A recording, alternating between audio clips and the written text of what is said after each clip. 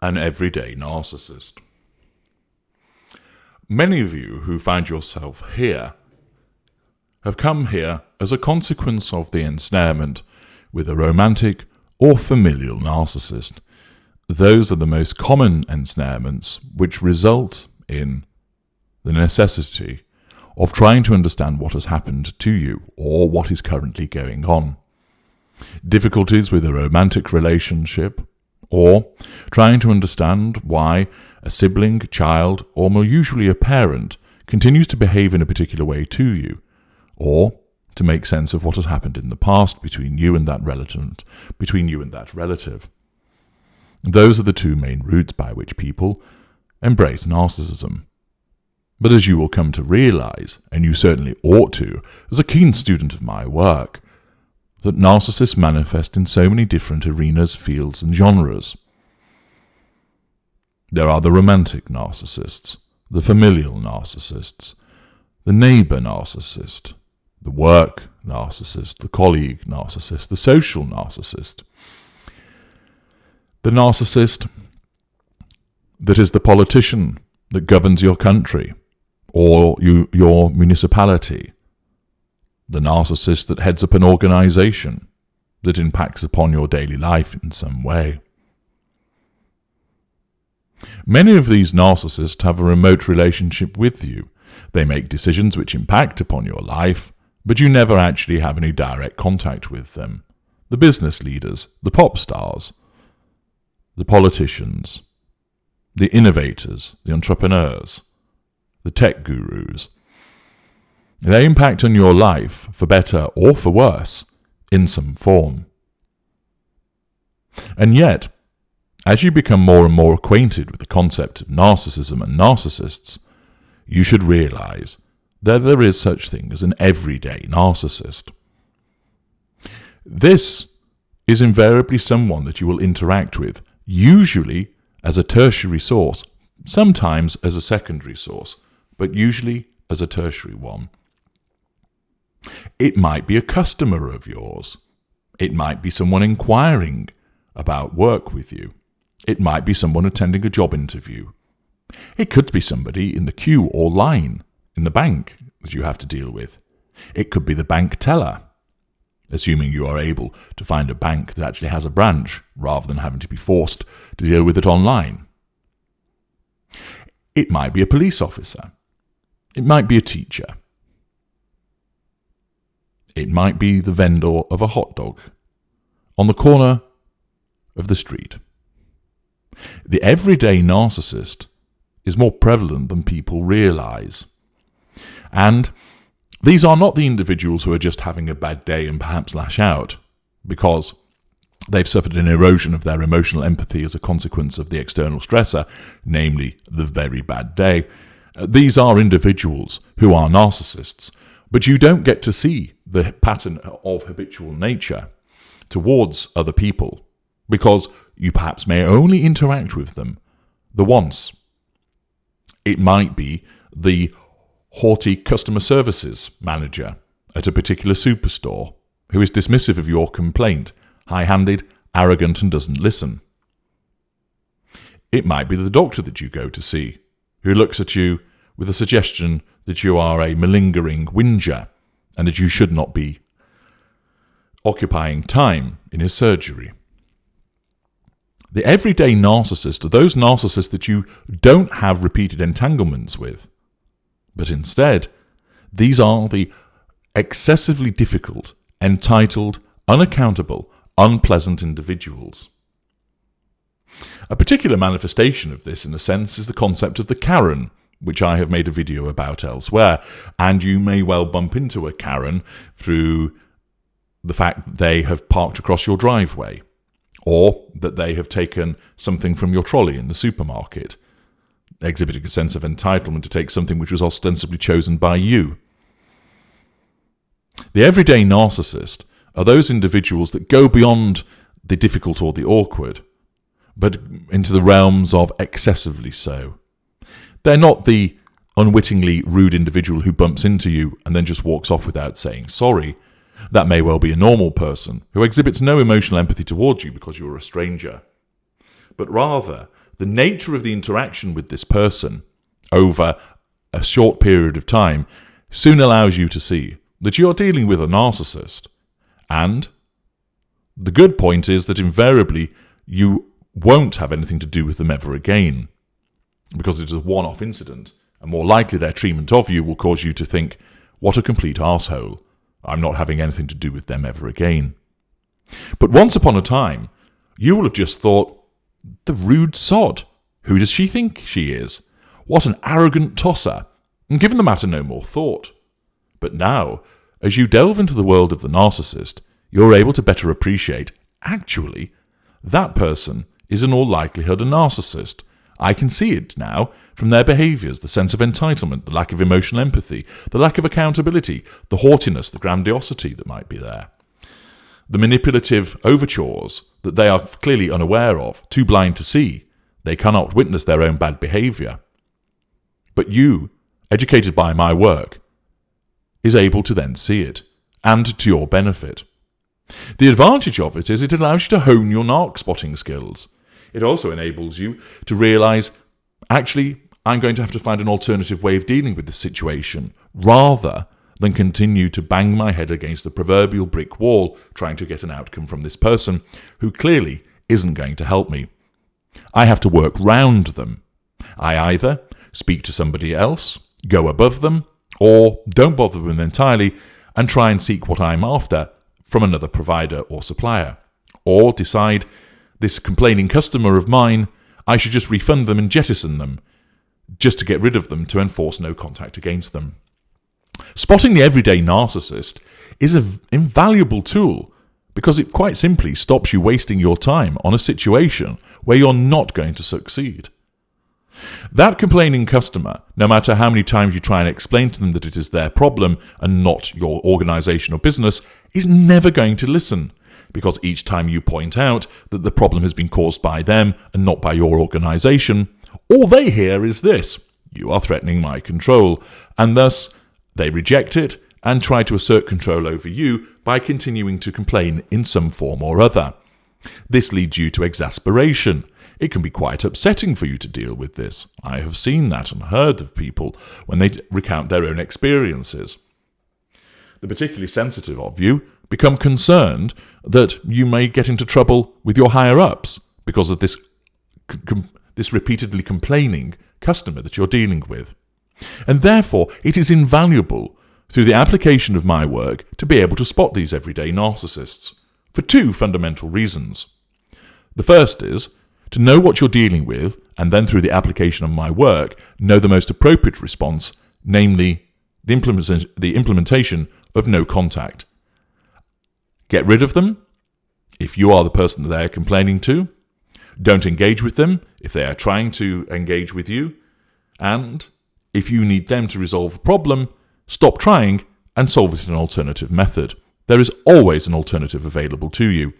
Don't waste your time, your energy, your emotion on this individual.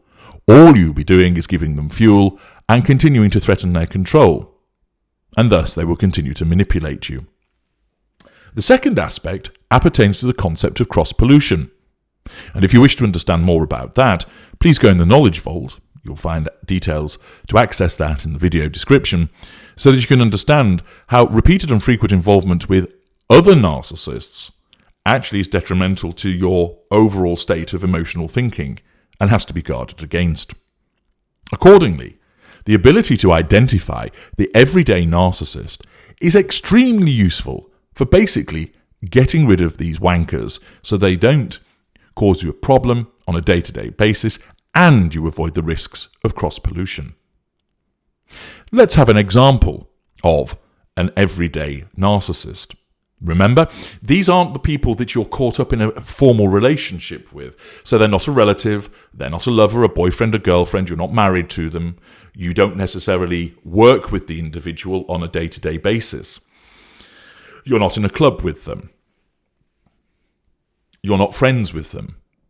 Although, of course, these behaviours can manifest in all of those dynamics that I've described, the everyday narcissist is where you are likely to be the tertiary source, occasionally a secondary source, and it is a one-off interaction, or there is a distant relationship between the two of you, for instance, client and provider, purchaser and supplier.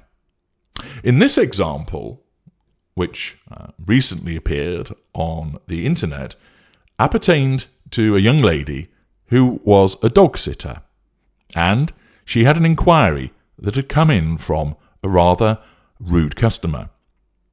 Interestingly, the article, of course, fails to identify what this individual is likely to be. But you will hear as I describe the interaction between them, and I will explain to you the relevant dynamics of it also, that this individual is clearly a narcissist. Along comes the customer. Hello, are you available over the Easter weekend? Note, no introduction of who they are. There is no salutation. So there isn't, hello, Mary Lou, or whoever it is who is the dog sitter. It's quite haughty, and it seems relatively polite by asking, are you available? But it is direct, and is already showing a haughtiness. Unsurprisingly enough, the dog sitter replies, hi, who is this? Fair enough inquiry, because the individual hasn't identified themselves. Rather than reply, oh hello, my name's Mrs. Miggins, the response comes back, this, a potential and a little upset customer. So already the individual is upset about something and feels the need to convey this at the outset. The customer goes on to write, I messaged you on your Facebook to ask if you were free for dog sitting, but you didn't reply, and I really need a sitter, so I found your Instagram. Fair enough. They've contacted somebody on Facebook and they haven't replied. And so they've explained why they have then contacted them on Instagram. So far, it demonstrates that they are seeking the assistance of this dog sitter. But the manner in which they're going about it already smacks of lack of politeness. The customer, or the potential customer, then writes, next time you should really check your Facebook. Ha ha. Haughty, telling a person what they should do, and the passive-aggressive ha ha, to make it seem like they're joking, but they quite clearly are not. The dog sitter responds with, oh, sorry, but I posted on my page that I wouldn't be checking it for a while since I've gotten super busy with school. So this is interesting because the individual has pointed out, I'm not going to be around. But of course, this self-entitled individual completely misses that, or saw it and ignored it, boundary violation, sense of entitlement, and continues to point out that there had been a failure to reply. This narcissist responds with, lol, which of course sets my teeth on edge, but starts off with lol, not my business, but here's a tip. So already, hypocrisy, contradictory behaviour, it's not my business but I'm going to tell you anyway. And then to a complete stranger writes, if you want to be successful, you can't just ignore your customers and take random breaks. First of all, the individual wasn't ignoring customers. She explained that she wouldn't be checking it for a while because she's busy with school. So it's not a case of ignoring them. So you can see that the narcissist is operating a different reality with regard to the way that they have interpreted this. And to talk about taking a random break. The dog sitter isn't taking a random break. She's busy with school. And again, there is an evidence from this everyday narcissist of the differing perspective that they label it as a random break. They then brush this to one side with, anyway, I need a in-home sitter for Friday, Saturday and Sunday. He's a very friendly dog. And sends a picture. The dog sitter responds with, super cute puppy, but I'm sorry, I'm really not free to come in and sit on those days. If you really need somebody, then I can board him at my house with my dog. He's a husky and really good with other dogs. You can drop him off on the Friday and pick him up on Sunday, Monday. The customer responds with, can't drop him, you need to pick spelt in capitals, up. Haughty, arrogant, demanding, sense of entitlement. Then, I said we will be, in capitals, away, lowercase, for the break. Again, showing sense of entitlement. The dog sitter, trying to be helpful, responds with, "All right, where are you located?" An address is then provided. Quite understandably, the dog sitter then responds with, "That'll be extra for picking him up, but this will be your total. $15 pickup, $45 per day, feeding, water, and 3 walks, $15 drop-off." She then explains, "The costs are slightly higher because it's last minute.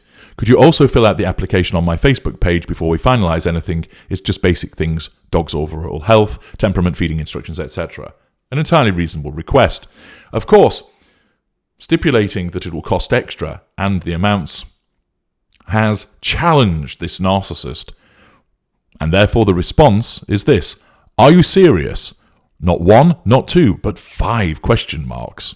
Clearly a very serious response there. $165 for 3 days, 3 question marks.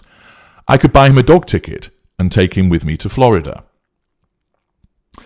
Accordingly, the response of this narcissist is to act with incredulity, with entitlement, with haughtiness, and to berate the individual for the amounts that are being charged, even though they are, of course, doing this individual a huge favour. The dog sitter, again remaining reasonable, replies, "These are my rates. You would have been able to see them on my page." So all that's happening is she's being charged the appropriate fee. But of course, the narcissist will either have not bothered to look at this because they're just concerned with getting the sitter and not actually looking at the information that's provided, a typical behaviour of the tunnel vision of certain narcissists, or has seen it but immediately dismisses it because they believe they're entitled to special treatment. So the dog sitter writes, "These are my rates. You would have been able to see them on my page. Like I said, it's $45 instead of $40 because it's last minute, and I'll need to make accommodations in my plans to ensure your dog has a pleasant stay and gets everything he needs."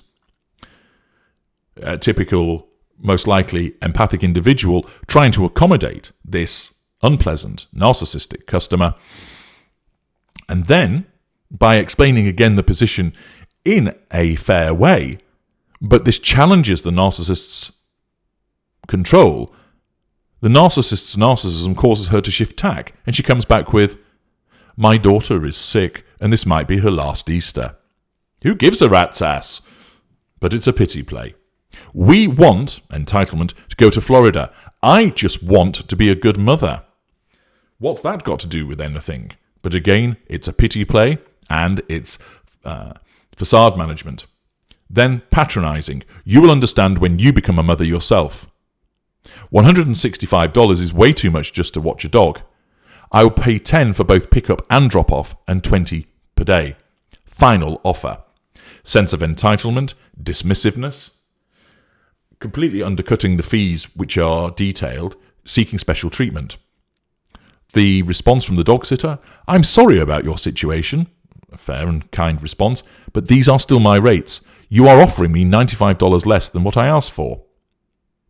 That response provides fuel by saying, "I'm sorry about your situation," but it's challenge fuel and threatens the narcissist's sense of control because she responds with, "You're a child," child in capitals, "you don't need the money." Put down, insult, haughtiness, assumption of the circumstances of the individual. Then further pity play. "I'm a single hard-working mother. Do you even understand what that is?" Patronising. "Your business is unethical and frankly disgusting." Detachment from reality, delusion, insult. The dog sitter responds, "I am a full-time student who does dog walking sitting on the side. This isn't a full-time business. Besides, I don't board dogs, but I'm doing it to accommodate you. I would appreciate it if we could remain civil." An entirely appropriate and fair response. Although, of course, if the individual knew what she was dealing with, she would have just ended the conversation there. Then the customer responds with sarcasm. "Oh no, like it's so much work. This is my daughter. Does she look happy or healthy? No, but I want her to be happy." And presumably a picture was provided of the daughter. Again, pity play and triangulation. Then threat. "If you don't do this, I will post on your page and make sure everyone knows what kind of person you are." of course, completely oblivious to what's going to happen in the future. Namely, this exchange is going to find itself on the internet, so everybody knows what this person actually is. And this is also a useful representation of the compartmentalization of this particular narcissist, whereby she makes this statement in order to assert control in the moment, driven by her unaware narcissism, without realizing how this could backfire on her. Typical of lower echelon narcissists. The dog sitter replies, "I can't even believe this is happening right now. Are you an actual grown-ass woman threatening a child for trying to charge money for a service?" Triangulation. Put down. There are much better dog boarders out there than you who charge $15 a day. Well, go and fucking use them then. The dog sitter responds with some sarcasm of her own. "My mother is sick. She has stage 11 cancer. I just want to be able to provide her treatment. I just want to be a good daughter. Is that too much to ask for? Please tell you what, I'll give you a deal. Instead of $165, I'll charge $200. Please help cure my mother." Throwing the words of the narcissist back in her face. Of course, all that occurs is that she provides fuel and challenge fuel, causing the narcissist to respond with, "I'm not a charity," and the passive-aggressive LOL. Thereon the exchange ends, and it's unclear as to what actually occurred thereafter. But this is a great example of an everyday narcissist.